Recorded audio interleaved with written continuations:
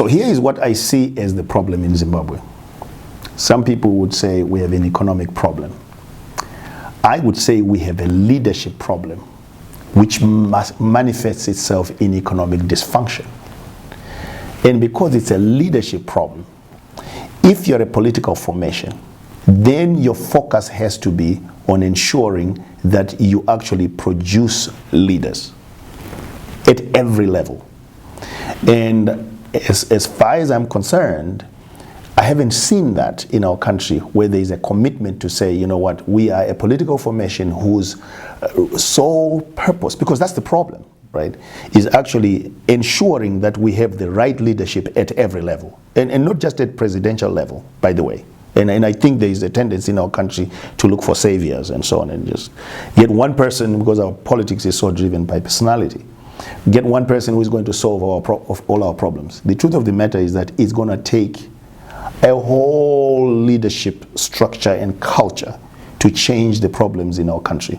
And so I looked at some political formations, and you will agree, I'm sure, from what you have observed, I'm sure, that most people who are selected, say, to run for office as members of parliament or as councillors, must pass the loyalty test.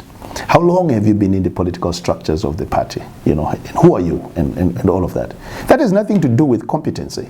You know, that has really nothing to do with that person's ability to actually solve problems in their communities. So here is what differentiates us as Build Zimbabwe Alliance. We are totally focused on making sure that we have the right leadership running in the constituencies, and our product is actually a program called P210, which we can talk about, which is really supposed to identify 210 people, the right people who have the right potential, and then invest in them. Actually, you know, make sure that you actually give them capacity to produce the goods.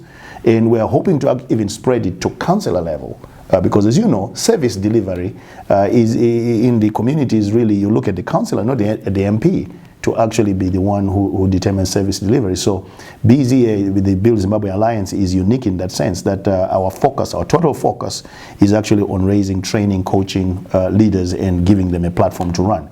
And we're also unique in that we're not even using the political litmus test to say, do you belong to that party? So if you belong to that party, you can't participate in our leadership training program.